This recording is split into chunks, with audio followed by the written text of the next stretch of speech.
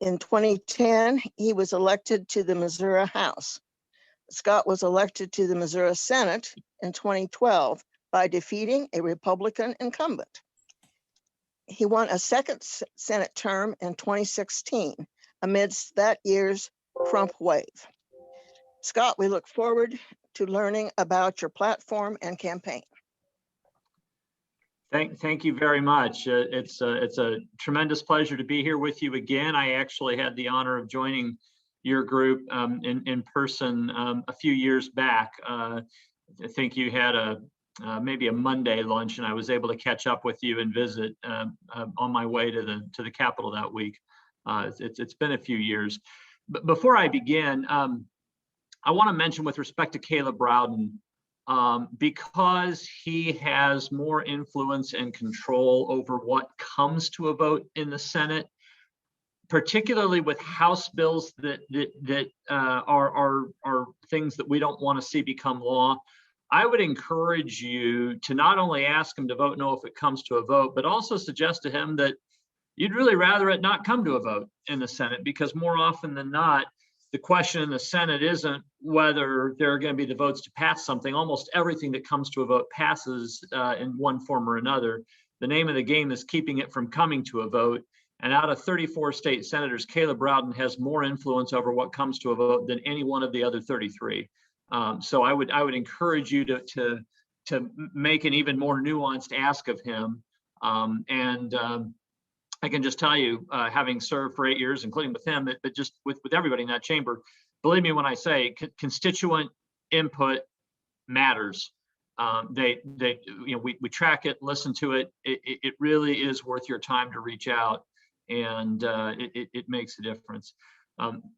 So to go to what I was planning to say, I guess I'll just start by saying, if I had known that Roy Blunt was going to retire from politics or announce his retirement from politics within 4 weeks of when I announced against him, I would have run against him a real long time ago.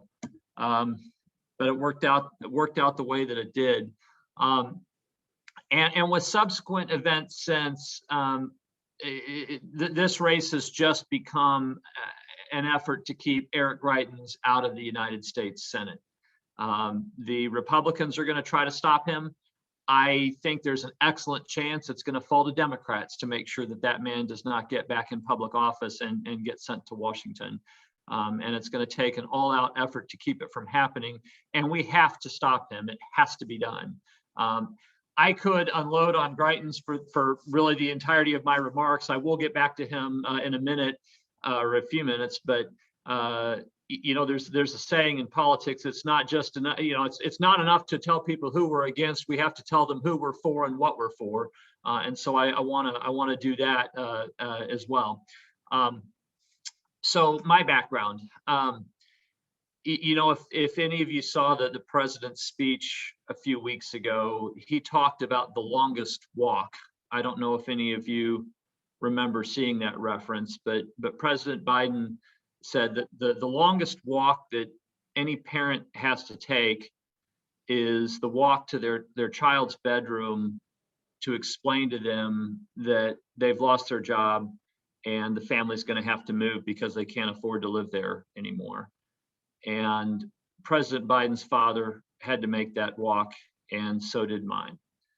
When I was 15 and growing up in the Kansas City Northland, my father's project ended just as the George H.W. Bush recession was beginning. He was not able to find work, put the house on the market, but the real estate market had crashed, and it was on the market for 6 months. My father had 6 months of lead time to try to find something, could not, and wound up turning over the keys to the home that I grew up in to the bank. Didn't make the bank go through foreclosure.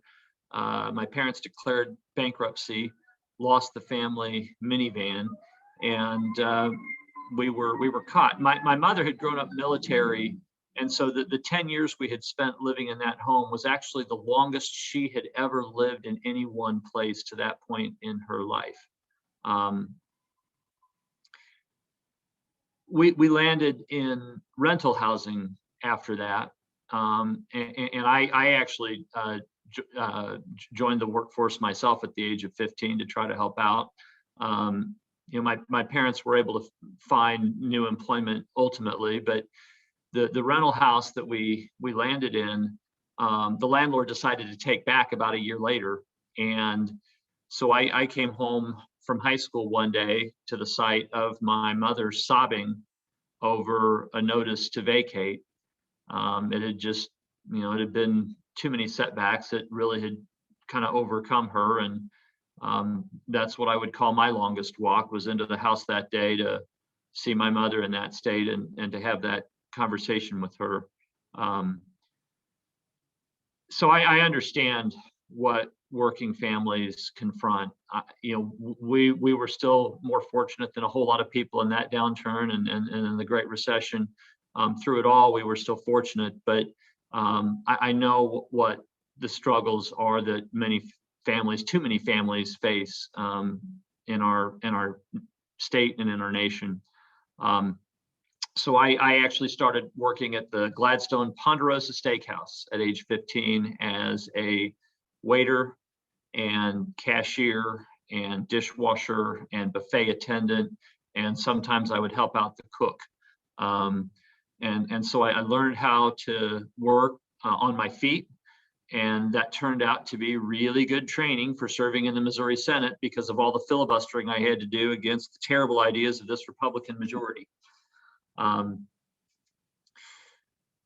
But as I was discussing with Dr. Robinson before we began, I was really fortunate, was able to get to Truman State University on scholarship, had 4 wonderful years there, really a pivotal and defining time in my life.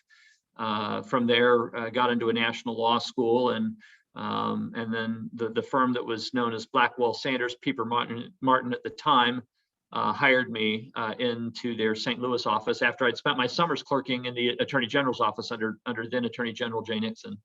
And with that, I had made it back to the middle class, and have wanted to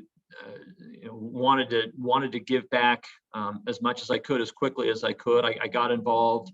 I served on the American Lung Association board for St. Louis. I'm asthmatic and had benefited from their programs as a kid, and so I served on their board.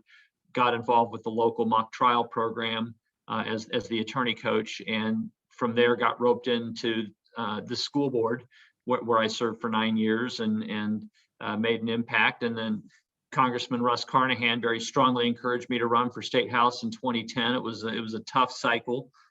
We lost 17 seats on the Democratic side that day, but I was able to hold an open seat in a competitive and frankly trending red district. And 2 years later was recruited to run for state Senate and took on a Republican incumbent who, to give you a sense, and in Boone County you have some sense because I know what I have. I came and helped knock on doors for Judy Baker this last time around, and I know how hard Stephen Weber worked the time before that. I was running on the same day. I know how competitive the state Senate races you've seen have been, but here's how competitive South County is. The seat that I ran in actually flipped from Democratic controlled to Republican controlled in the Obama wave year of 2008. That seat went red by a margin of 36 ballots out of 90,000. We were able to win it back in 2012 by about 750 votes out of 90,000. And then in 16, we finally broke through. I was the first candidate, Democrat or Republican, in that district to get more than 51% of the vote in any race this century. In 2016, we finally broke through, and the earth shifted a little bit for us, and we did it by working incredibly hard and running a tough, hard-nosed campaign. The Republicans spent more than $1 million against me in 2016 and nearly $1 million in 2012, and tried as hard as they could, but couldn't beat us. And I think there's a lot to be said for that as we look forward. I've proven I can beat tough Republicans in a tough district, and certainly the U.S. Senate race in the state of Missouri, especially after the last 3 or 4 cycles that we've had, certainly going to be a tough race. But it's not just how we've run; it's what we've done in office. You know that I'm going to be a staunch advocate for a $15 minimum wage in Washington, D.C., because I fought for a better minimum wage in Missouri. In fact, we created a moment in time of a few months where every city in the state had the ability to raise its minimum wage. One of them did. It was the city of St. Louis. And that minimum wage change put more than $20 million in the pockets of working families in the city of St. Louis. The legislature subsequently preempted to take it back, but a lot of those people kept their gains. And I was literally the person who put the amendment on that allowed all of that to happen to begin with. You know that I'll be a staunch advocate for the George Floyd Justice and Policing Act and the Eric Garner Excessive Use of Force Prevention Act, because I worked to get the Ferguson Commission's recommendation on officer use of force into statute in 2016. That was the Tennessee v. Garner fix. We had an opening where the Republicans were willing to take some Democratic ideas and push them across the finish line. And I was the one who made the stand in caucus and said, we have to get this done now, and we got it done. And I was there fighting for it. You know that I'll support the PRO Act, protecting the right to organize, because I was the one who went toe-to-toe with then Lieutenant Governor Peter Kinder in the well of the Missouri Senate when Republicans tried to exercise the nuclear option on right to work in 2015. I was the one who made all the procedural motions to stave off right to work for as long as we possibly could. And I actually sat down Senator Brown on the paycheck bill. He got tired of answering my questions after about an hour and a half, and then we went on and filibustered through much of the rest of the night after that. So we fought hard. I have probably spent more time filibustering anti-choice legislation in the Missouri Senate over the last 8 years than anybody.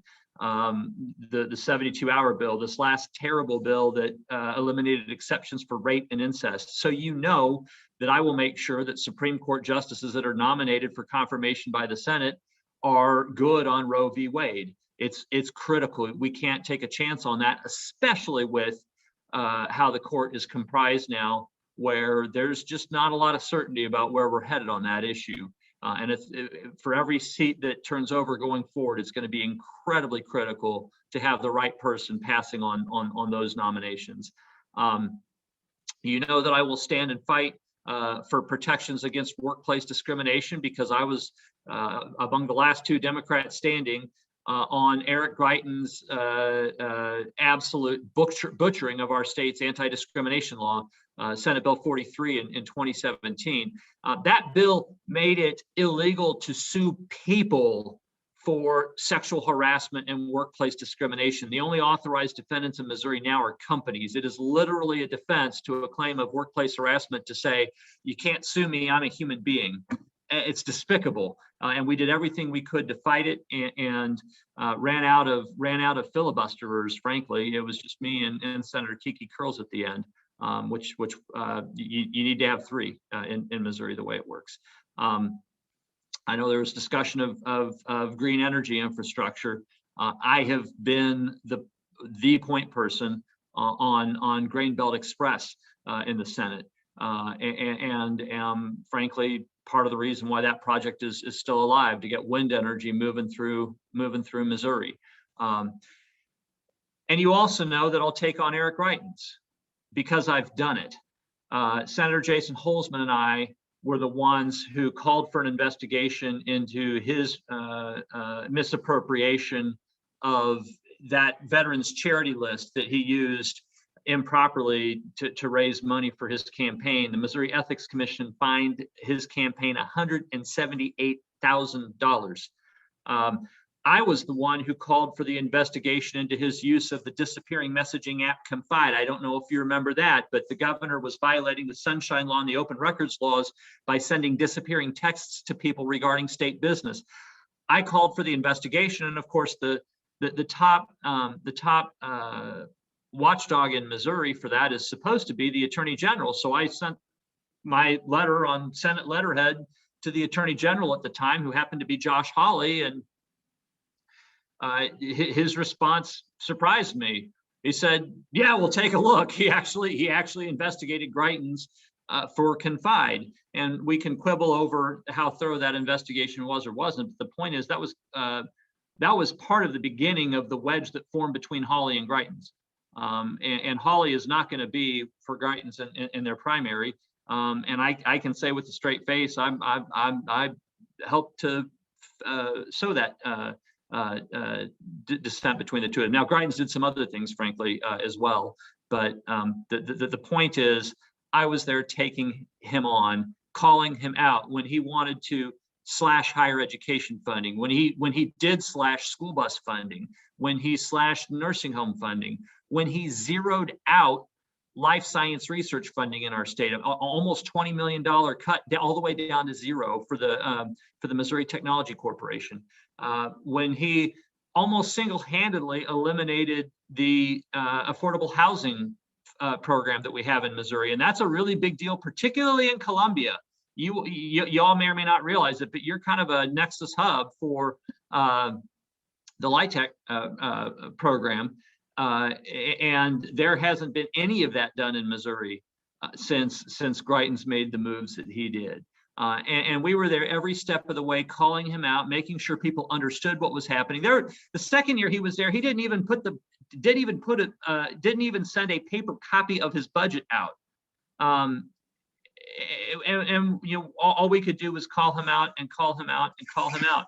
So when I signed the impeachment inquiry, I was one of, there were 138 out of 163 House members, which is to say almost 80% of the Republican House members signed that impeachment inquiry. And I was one of 29 senators out of 34. So there were 29 senators who put their name on that impeachment inquiry, 5 who didn't. There were fewer Republicans holding off of that impeachment inquiry in the Senate than there were Democrats in the Senate. I mean, that's how bipartisan that effort was. And without going too far out of school, I'll just say that I was being consulted about some of the more important mechanics of impeachment. At the time, I was the only practicing attorney in the Missouri Senate. So we've been there and done that and taken on the tough fights, and that's what I want to do in Washington. But almost just as importantly is that I don't just want to be the U.S. Senator from Missouri. I want to be the U.S. Senator for Missouri. And that's an important distinction. I'm not going to be the person who gets elected to the U.S. Senate and then you never see again in this state. We've had too much of that. We don't need to send people to become permanent residents of Washington, D.C. That's not the goal. We need to send a Missourian to Washington, not have an inside the Beltway Washingtonian speak for Missouri. It makes a real difference. We just don't need more of that. Policy-wise, I think the key, we have tremendous challenges in front of us. We just spent $5 trillion on 3 bills to fight COVID. And we needed to. It's absolutely inexcusable that every Republican in Washington today voted against the rescue plan just purely for political purposes. If it had been a president of their party, they would have all been for it. Absolutely inexcusable, and we need to hold them accountable for that. But because of the pandemic, we've incurred $5 trillion in outlays that 14 months ago, or certainly 18 months ago, probably nobody in Washington thought we were going to have to do by now. And that's before you get to tens of trillions of dollars in unfunded Social Security and Medicare liabilities going forward. And that's on top of a national debt that is now approaching $25 trillion. It's staggering. And it's going to be challenging to deal with that in the years ahead for a lot of different reasons, including shifting age demographics and the effects of automation on the workforce. So the key is going to be economic growth. It is a truism that if you're trying to attack debt and a deficit, yeah, you can try raising taxes, you can try cutting spending. The reality is growing your economy is going to be far more powerful than anything you do on either of those other two fronts. And so I think our focus needs to be on growth, and reasonable minds can differ on how best to do that. But the policies that I'm going to advocate for include a stronger minimum wage, better wages for working families to raise a family on, stronger collective bargaining rights, eliminating workplace discrimination in its many forms, dismantling systemic racism, and harnessing the full human potential of everybody, ending the prison industrial complex. Infrastructure is going to be part of it. We're about to have that debate in the Senate. We'll see how that plays out. I don't assume that in 2023 that there won't be more work to be done on infrastructure. There might be some things that don't make the cut with the Senate as it's currently comprised that might be able to make the cut if we have a few more Democrats in the U.S. Senate and manage to hold on to the House. So we may get, we may get the job done this time. I'm hoping that we will, but if we don't, I hope to have the opportunity to finish the job on infrastructure, and also doing what we can to rein in student loan debt and to make higher education more affordable and accessible, which, needless to say, is a very important issue in Boone County. It's an important issue everywhere, though, and when you think about it, when a young family is paying a chunk of their income for student loan debt, every marginal dollar that they spend to pay back debt is in essence depressing their earning power and their spending power and their consumption and inhibiting economic growth. So the student debt burden really is a problem for economic growth, and we have got to tackle it because it doesn't just impact borrowers. It impacts it's going to impact the seniors who depend on Medicare for good care. It's going to impact all of us. And the other piece is workforce development, and that obviously includes four-year institutions, but also two-year institutions, vocational technical schools, and K-12. And we have a fundamental misalignment in this state and in this country on that. We have millions of people who are looking for work, and we have millions of jobs that are out there right now, but the training and skills of the people who are looking for work, by and large, does not match what the demand that is out there, and that's on us to do a better job for people. Some of that involves retraining and adult education, but a lot of it is just making sure that what K-12 and four-year institutions and two-year institutions are geared toward is making sure that our supply of labor and talent matches the demand that we have for it in the broader economy. We're not nearly as efficient or effective at that as a society as we need to be. And that's something that I want to focus on in the U.S. Senate. It's something I focused on in Missouri, and frankly, I've worked across the aisle when I agreed, when I was capable of agreeing across the aisle to do. All that being said, this is the time as Democrats for us to be bold. We have the majority. The people of this country put us in the majority, and we need to use that majority. This is not the time to be Republican light. We have to get the job done.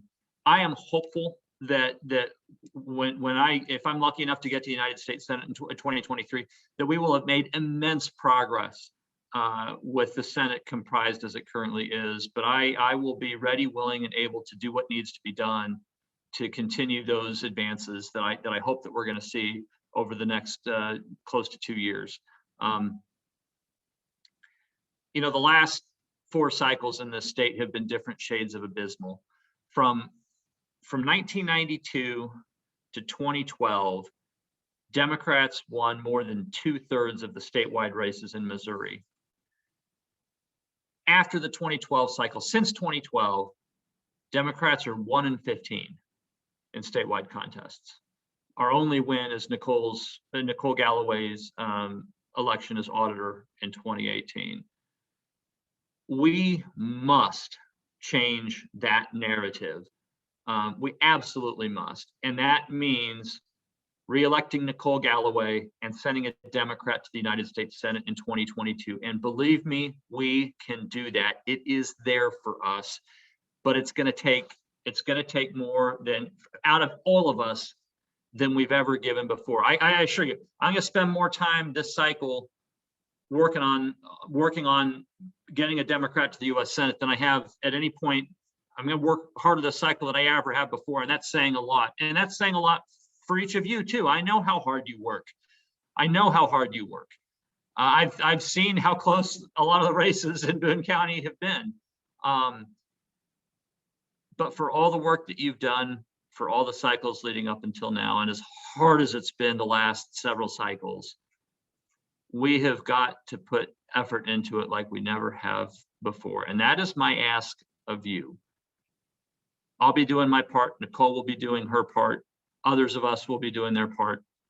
But it's going to take all of us. And do not for 1 second underestimate the importance of your role in making it happen. The role you play is pivotal and critical in ways you probably don't imagine.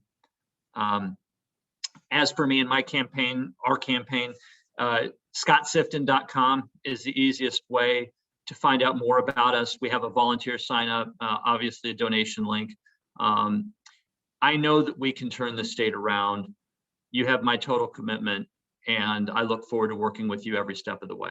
Thank you.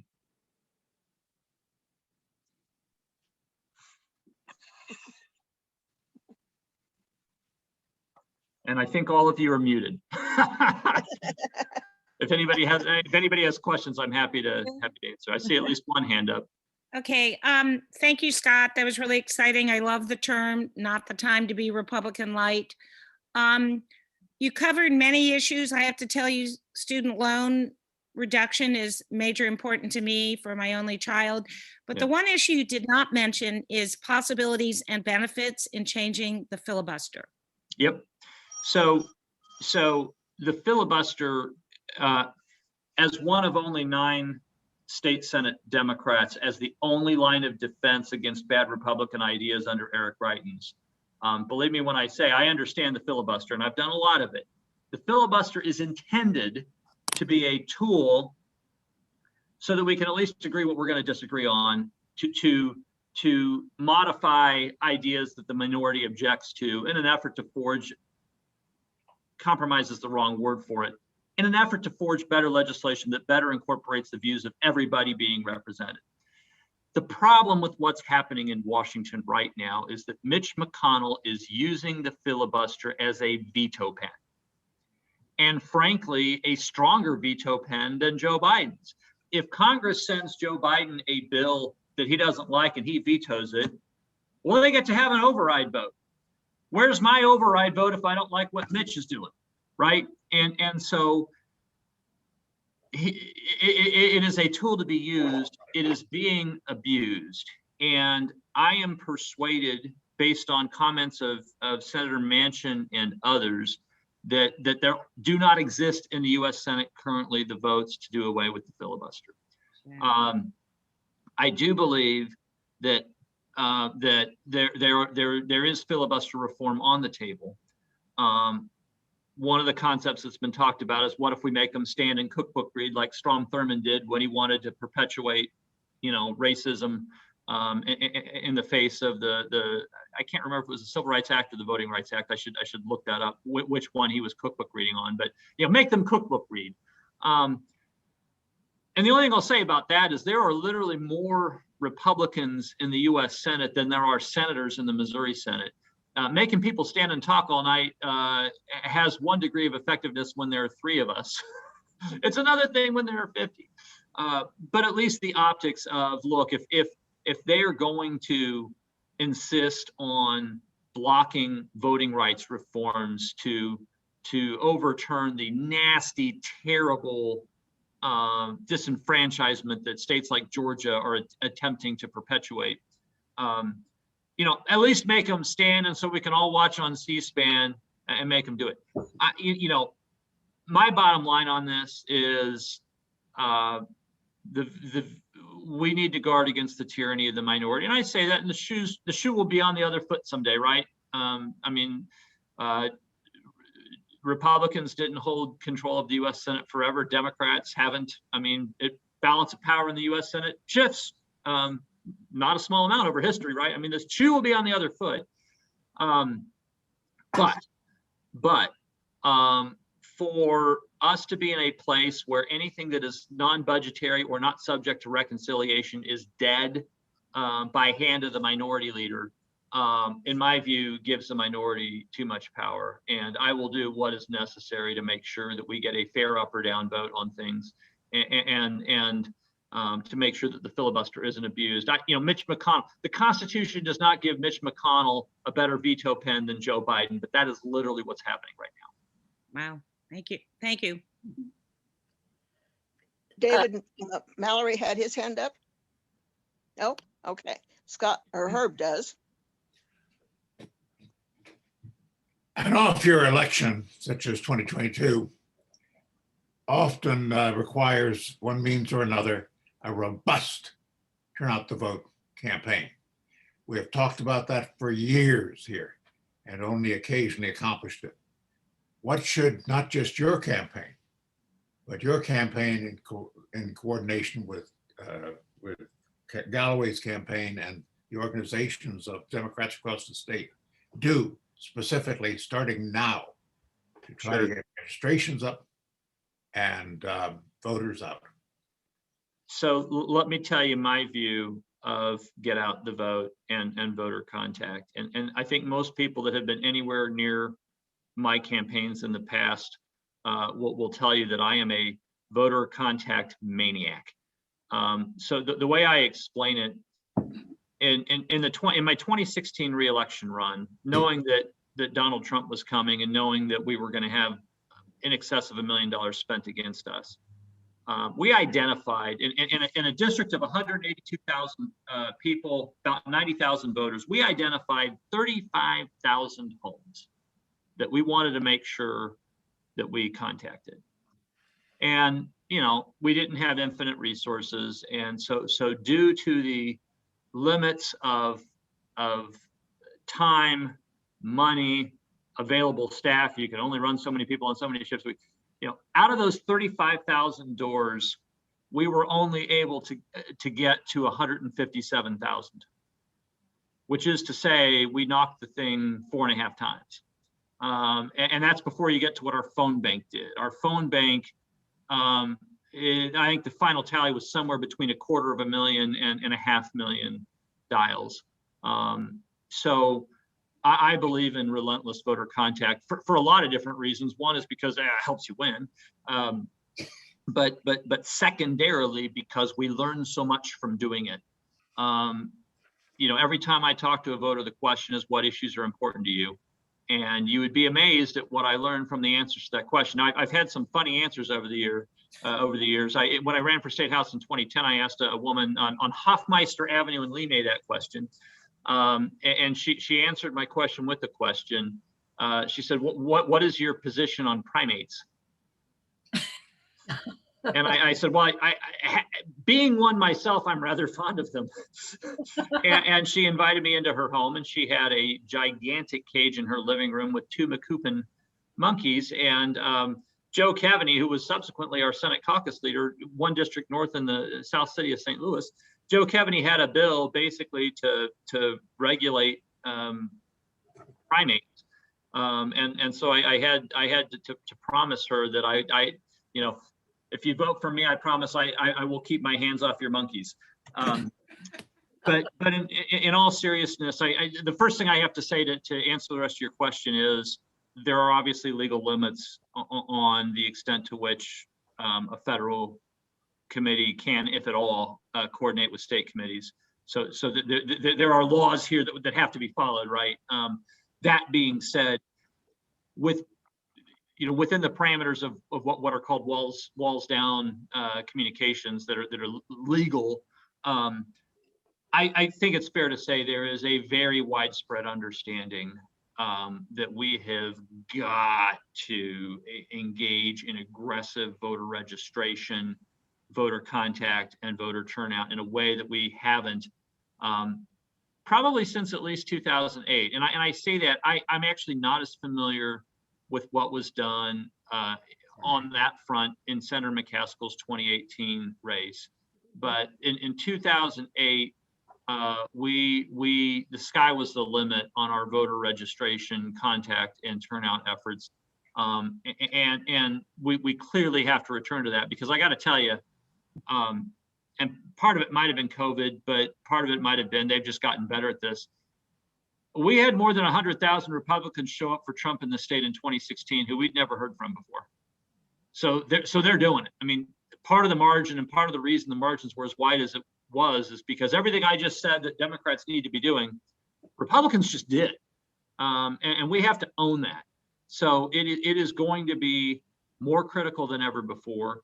And believe me, when I say that you're not going to find a candidate with a greater and deeper understanding of what that takes than me, just based on my experience, because I've run in a district where 36 people out of 90,000 pick who's going to win. What else? Any other questions? Yes. Ruth Millage has a question in the chat, and she asks, what is your position on healthcare? So the first priority needs to be making sure that what we are already doing remains effective. The unfunded Medicare liability in the years ahead is staggering. My mother is 72. Well, I'm sorry, she'll be 72 in June. She's 71. I say that because we really nailed her with a very strong surprise party for her 70th birthday the year before last. But the making sure that we shore up Medicare has to be the first priority. Within the Affordable Care Act, I hear a lot of stories about people who, I was talking with the farmer last month who has just had a terrible time with an ACA plan, getting the coverage for his wife that they need. She has some pretty serious back problems, and I identify with that. My mother's had some back surgeries as well. So there's a lot to be done within the commitments that we've already made. I would love to see, I would love to see a day when somebody's wealth wasn't a determinant of their access to healthcare or their quality to care. And in that regard, it's very simple. Yeah, healthcare is a fundamental right. Good, affordable, accessible healthcare is a fundamental right. In Missouri, that includes expanding Medicaid. And by the way, while you're talking to Caleb Rowden, that is the one thing that the budget's going to come to the floor regardless. That's the one thing you actually do need to. It's more important to ask for his vote on, because it's going to come to a vote regardless. The Senate needs to go with the governor's recommendation on funding Medicaid expansion, not the House's, and that's going to be coming up within like the next week, maybe two. So now really is the time to be reaching out to Senator Rowden on that. But there's obviously a lot to that. Prescription drug pricing is another piece of it, and we need to work on all of these things. That being said, the dollars involved just in continuing to do what we're doing now for the baby boom generation are going to be mind-blowing. Carl? Yeah, a couple of questions. Mari had to leave. She wanted to ask about healthcare. I'm glad you addressed that. My parochial interest and not so parochial interest has to do with preemption, and particularly the state's attitude towards preemption, not only on a local level, but now apparently also on a national level, depending upon about how they do this. So that it tends to be a habit for them. So what about preemption? So that minimum wage bill that I mentioned in the city of St. Louis, that amendment that I dropped actually was on a bill that began as a state preemption of the city of Columbia's plastic bag ban. Right, I remember. Yeah. So that started as the plastic bag ban in Columbia, really important for the legislature to try to preempt that apparently. And they added to it preemption of banning of the box at a local level, the felony checkbox on job applications. And they wanted to preempt minimum wage elevation by cities. And I was the one that put on the amendment basically saying that provision wasn't going to be effective for 4 months. And that was what created the window of time for cities to revisit it. And then, of course, the legislature turned around and preempted that. So as a Democrat in the Missouri Senate, I've seen more preemption in the last 8 years than I care to. At the federal level, of course, you have the supremacy clause, so the federal government's preemption power is quite extensive. It's checked somewhat it's checked by the 10th Amendment, and there's a whole lot of law on that. The question becomes issue specific.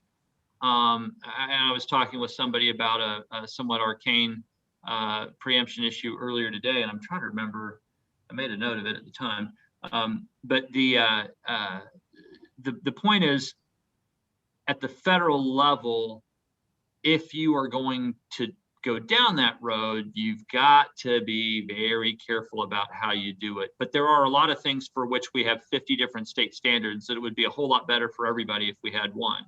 At the same time, that's the fundamental tension of federalism. And so the simple answer, philosophically, again, like the filibuster, it's a tool that is capable of being misused, or that is capable of being very constructive and making things a whole lot more efficient for everybody, and which a given idea is kind of in the eye of the beholder. But the maxim that will govern my approach to preemption will be tread carefully, but sometimes that means seizing an opportunity where you can really improve things. But it's tough, and you know, in my view, the Missouri legislature has done entirely too much of it. Got another hand there. Is that Pam? This is Pam. I have 2 questions. First, how do you talk to rural voters? Because they, you know, first of all, they'll just say, you're going to come after my guns, and then they want to talk about abortion. My second one is, have you talked to Claire McCaskill? So let me answer the second question first. The answer is yes. As many of you are probably aware, she has a contractual relationship with NBC that she needs to adhere to. And so I, Scott Sifton, am very careful about what I say, but yes, I spoke with her in December, and I'll leave it at that. With respect to, I will add one thing for what it's worth, and this is already public. It'll be public soon enough. My campaign finance director, finance consultant rather, is Erica Breeze, who served in that role for Nicole Galloway, consulted on Jill Shoup's campaign last cycle, served in that role for Senator McCaskill's reelection run in 2018, and served in that role on Chris Koster's gubernatorial run in 2016. And the one thing I'll say is we made budget in all of those races. Yeah, unfortunately, we were silver medalists in all 4, but Erica's fantastic, and I feel very fortunate to have her consulting on our finance operation. With respect to rural voters, I mean, a few different things. One, we're about to get a great opportunity with this infrastructure bill on rural broadband, which is a really important issue. And I am hopeful that if people in rural Missouri see broadband access coming in, and they see that the commitment's been made, and they see that we're actually finally doing it, you've got rural school districts that have access issues. Hopefully people will see that that Democrats are here to try to improve their lives. And I'm confident that we will make progress on rural broadband in this infrastructure bill if Mitch McConnell doesn't kill it. And that's the other point. I mean, you know, look, it's not Democrats are trying to do this for you. It's Republicans who are in the way of what matters to you. But a lot of the other issues are the same. I mean, it's healthcare access. They can look a little bit different in outstate Missouri than it can sometimes in the metro areas. But you know, we've got an access problem, and again, Medicaid expansion, which is one of the most important access things that we can do as a state, it's pretty clear who the problem is, right? It's not the Democrats.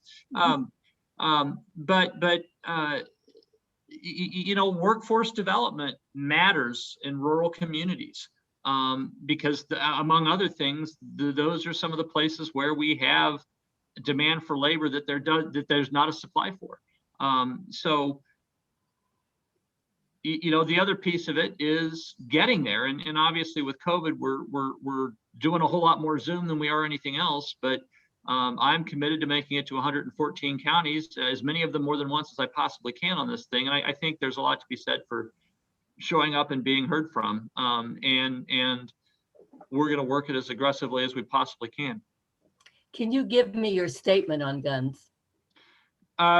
Yeah, I have opposed lowering the conceal and carry age. Look,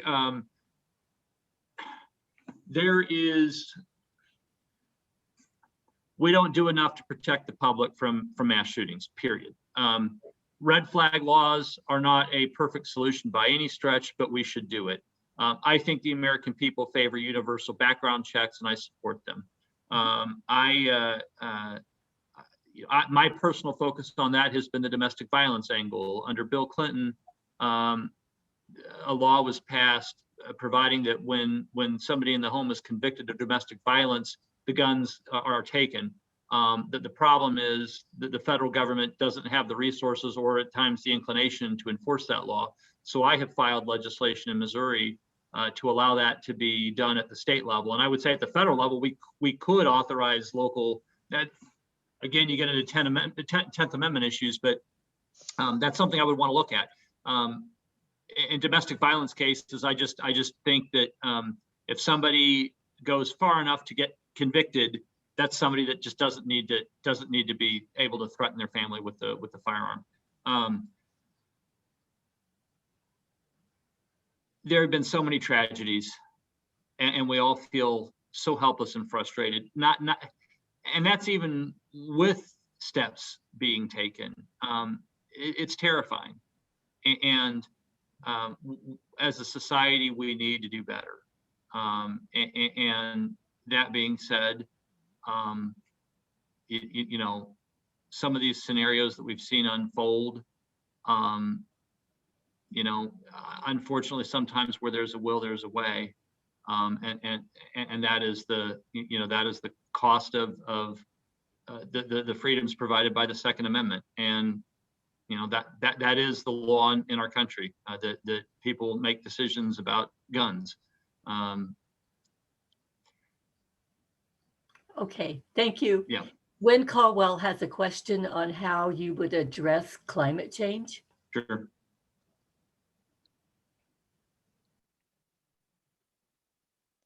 You might need to unmute. Now you're muted. Sorry. Yes. Yeah. Yes, I want to hear your thoughts on addressing climate change. Climate change is a global threat that is pervasive, and we've already missed a lot of our window on it, unfortunately. I'm pleased to see the Biden administration rejoin the Paris Treaty. And it's an issue that's not just important to me, it's also actually central to my brother's career. He is a wind and solar project marketer for an engineering firm in Kansas City. And that is his life's work, is environmentalism. I have been at some risk on the tip of the spear fighting for wind energy power lines in Missouri. I want to see as much wind and solar as possible, and alternate energy vehicles. The progress has been too slow and too unsteady. I'm hopeful that we will make gains in this infrastructure bill on green energy, but you know, my view of it is we need to do as much of it as we can, as fast as we can. And I don't know if anybody's driven through the state of Illinois in recent years. We're talking hundreds and hundreds and hundreds of windmills in rural Illinois that not only are a source of clean power for Illinoisans, they're also a source of revenue for farmers in that state. And yeah, it's true that Missouri's wind potential is not that of, say, North Dakota, but I would like to see us continue to do more to harness it, and certainly solar. I've actually got an old dirty power plant in the very, very southern part of my district, the Merrimack power plant in South St. Louis County, and you know, without anybody losing their job, that thing is going to be retired from service here in a couple of years, and I'm very happy to see a dirty coal plant with large coal ash ponds behind it at the confluence of the Merrimack and Mississippi rivers, mind you, which flood. Very happy to see that going out of service. Quite concerned about what's going to happen with the coal ash ponds. But I you know, it's environmental issues are bedrock for me. Thank I'm you. really concerned about where we are. Thank you. Sue, Good to hear that. you're muted. Still muted. Here we go. Okay, what I wanted to say was, how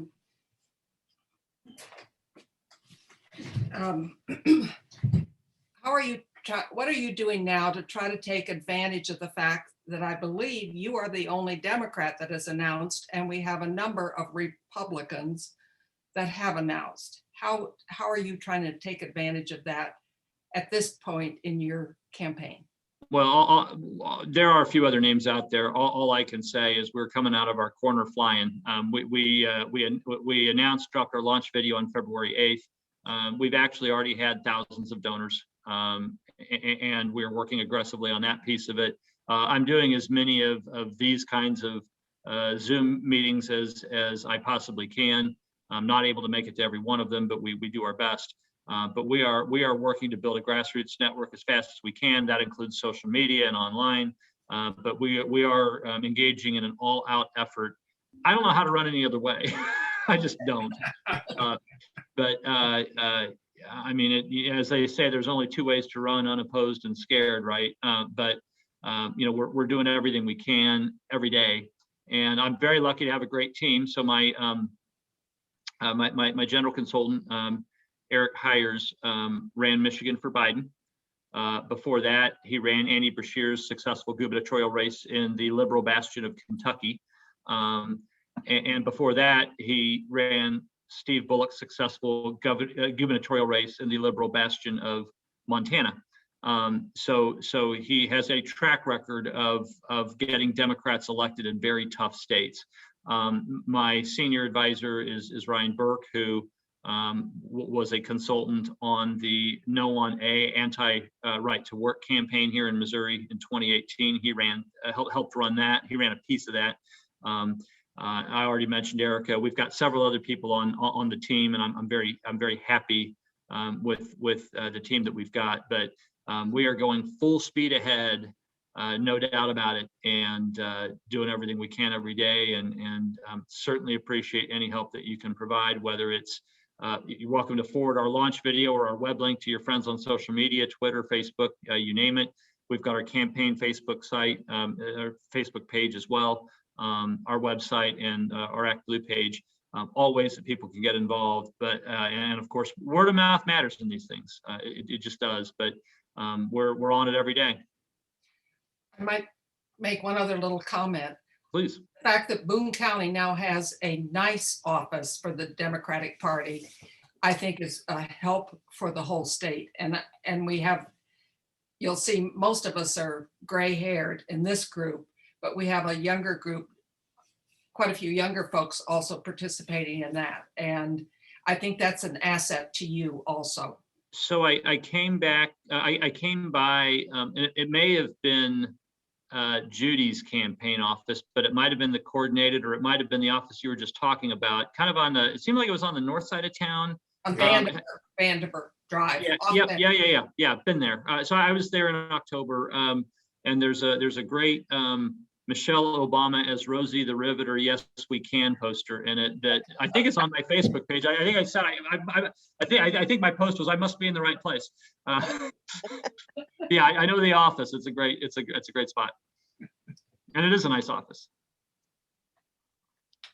And the Other crew was kind of young, now that you mention it. And I say that as I'm finding some gray hairs myself these days. Yes. Herb? I frequently ask candidates for the US Senate, or the House for that matter, especially such as you who demonstrate interest and attention to almost every issue that comes up, what, if any, committees in the Senate would you especially like to serve on? If you Sure. had to make a declaration. Thank you. I'm glad you asked that. So when I say I want to be the senator for Missouri, what that means is the senator who is weighing in on the issues that matter most to Missouri, whether it's, whether it's personally, my thing or not. I think it's important to do the job. And I'll say this, in his time in the Senate, Senator Blunt has served on appropriations and a few different other committees. I think it is essential out of the two people in the delegation for one of them to have some kind of appropriations profile and some kind of armed services profile. I'm an attorney, been practicing for more than 20 years. Senator Hawley's on judiciary, so it might be 2 years before I'm able to get on judiciary, let's hope, right? But I'll need your help we'll need your help in 22 and 24 doing that. We don't have, right now, Missouri does not have a seat on the Ag Committee. You tell me if you think that's smart. But for transportation infrastructure, it's important to have a presence for armed services between Whiteman and Fort Leonard Wood. It's critical, and frankly, there are some other installations that are of concern in Missouri as well that aren't necessarily in Missouri. I'll say it that way. But getting NGA built, and I think most of the, if not all of the legwork to be done in the Senate on that has already been done. But the point is, it's things like that that really matter, making sure Missouri gets its due. And so I want to. That's some of what I think needs to be the focus in that seat. And I'm going to do what needs to be done, whether it's whether it's what I've done in Jefferson City or not. I'm going to focus on what's important for Missouri. Any others? There's a couple of comments in the chat that I'll read. Donna Kessel said, there can be issues with size and placement of wind turbines. Regulation is essential. And Dave Taylor says, Boone County Dems office drove some of us old fogies away with the okay boomer attitudes. Oh, well.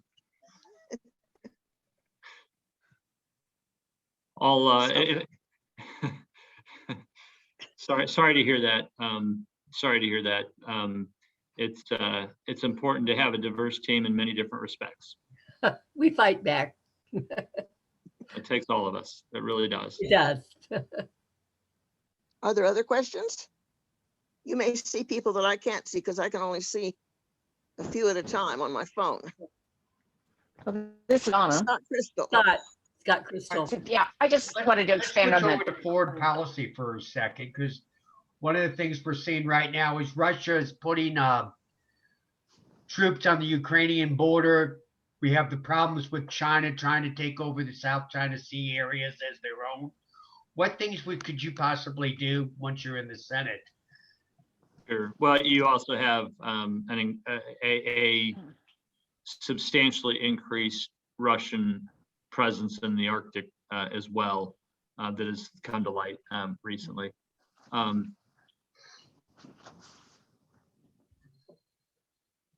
I think there's a lot that goes into that. And another aspect, it's not just military, it's also trade policy, which I think is incredibly important. Obviously, the executive branch has its role in foreign policy. the United States Senate has its role as well, and an elevated role vis-a-vis Congress, particularly where it comes to treaty ratification, which we've obviously had a lot of seesawing in recent years, thanks to the views of the prior administration. So I'll say a few things about that. One, it is critical to me that the United States remain the world's preeminent military power, not for purposes of war, but for purposes of enforcing peace. There are a lot of people in Washington that have made careers out of that. And I think the role of legislators includes hearing what they have to say and asking tough questions.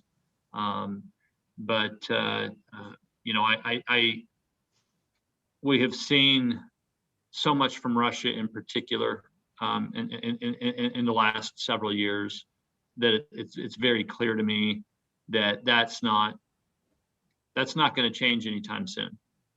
And I'm talking to folks in Colombia.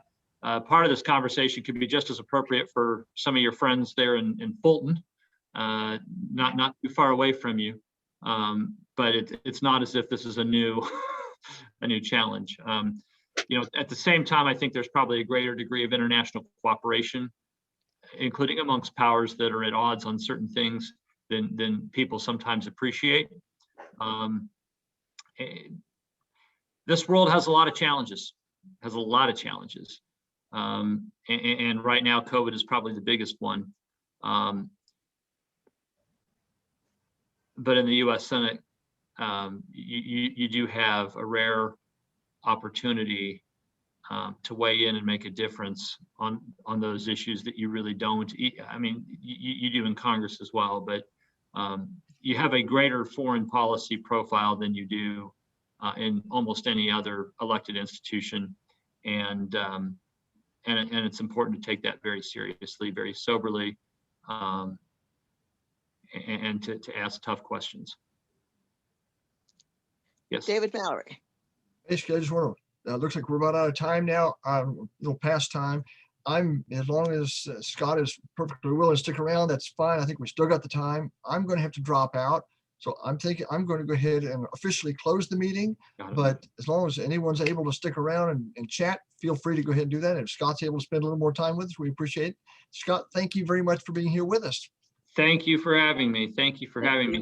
I can give it a few more minutes. That said, and you may not be able to tell through Zoom, I really need a haircut, and I have one scheduled here in a little bit, so I am going to have to step away for that.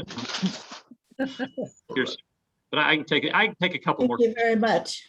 Thank you, Scott. Appreciate it. I just want to announce, this is back to what Wynn brought up, and Justin, I'm not sure if he's still here, but he came in and put in the information, the link about the windmill regulation in Boone County. And I'm looking at the article in the Missourian, and I don't think that there is a meeting on the 15th when he said, Justin, who's on the commission, said that they want public comment until the 29th of April about the regulations. Oh, is that right? Yes, and it says there's a public hearing at Harrisburg High School, the 20th. The third will be April the 29th at the Central Office Boardroom of the Southern Boone County Schools. That is the last one. Pam, can you put that in your announcements? Can you include the wind stuff that you just said? Yeah, I will before I send it off, because I feel like I don't know that much more about it. I guess There's a lot of opposition that are ill-informed, in my opinion. I see. Very Okay. ill-informed. Yes. I just, for Scott, just had a little question. Scott, are you coming to our picnic, or was that a different Scott in June 6th? He's supposed to speak. Well, Okay. I've been invited. I'm not sure where that is. My campaign, I think, is trying to figure that out, but I know that we've been invited. We've received. Cosmo Park. What's that? It's Cosmo Park.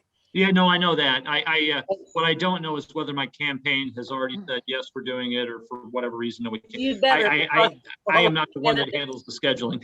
I All of the think it candidates would are be gonna a really good kickoff Yes, because I've been really impressed and excited by your candidacy, and you have Thanks. several other competitors. So well, the one thing I'll say is Cosmo Park is a great park. My kids have played there some over the years. They're getting a little bit big, although there's plenty of things to do even for kids there. Some of those slides are like really, really long. Yeah. well, I hope to see you there is all I'm going to say. And I hope to be able to make it. I don't know what we've done with that, and I don't want to guess wrong off the cuff here. That's all. Well, this place holds 200 people. And so it's going to be a big deal. Our chili supper, this is in place of the chili supper. Got which it. Yeah. has that many people. Yeah. So it's really important for your campaign to be And there. Perhaps we can also do offsite Zooming. I don't know about the ability to do that outside so that we're recording it, but Yeah, I don't know. Donna has a comment she wanted to make. I I also think. wanted to, yeah, something about Medicare, Yeah. which, just ensuring that we have Medicare like it is, I don't think is nearly enough. And I agree. I was so shocked when I got close to retirement. My Medicare is like 4 times more than what I was paying for insurance on my state plan. Yeah. And I'm making, I don't know, much less, 10%, 20% of 40. what I was making. That's 40. 40%. No, 25% of what I was making as a salary for retirement. So it's, expanded Medicare for all, but still Medicare is out of some people's reach. So. Well, and moreover, my only point is that the demand is going to be so significant that it's going to take resources that are not on the table right now. That's all that I'm saying with that. I agree with you. It's only, that's really only a beginning, but the point is it's not there are tens of trillions of dollars in unfunded liabilities. That's all. And that's actuarially fact. Right. That's all. Taxing corporations, CEOs not making, so many more times than what somebody making $10 an hour is that they're working for them. What has happened with CEO pay is really dramatic. Inequities need to be addressed. I agree. I see another hand up. That's my input. Thank you. Thank you. Just one more question on the student money, and you were really good on that. What do you think our possibilities are given that we don't have the filibuster, and will the American people accept that? We'll see. Comments that the president has made suggests that he's looking at a level of relief that is probably not what a lot of us would hope for. The last thing that I saw attributed to him was talking about something in the $10,000 range. And obviously there are plenty of people who start with another zero on the end of that. Another issue with that I've been made aware of is for the program by the public service program, where you work X number of years in a public service job and Y dollars of your student debt will be forgiven. That program is being administered in a way that is really causing a lot of people to feel that they've been cheated out of the benefits of it. I've heard that Under Trump more than twice. And so that has to be addressed as well. I see top left corner on my screen anyway. We'll do one more and then I need to run. Unmute. That hurt?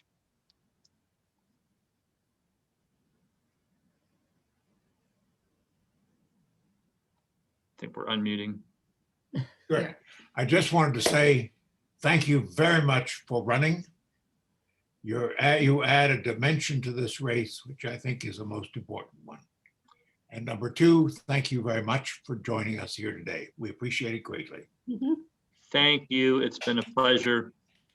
I learn something every time I do this, and I'm very grateful to you for the opportunity. Thank you. And everybody have a great weekend. Thank you. Yes. Enjoy the beautiful spring weather. Thank you, Right. Scott. Thank you all. Stay safe. Yes. Are we I all? didn't-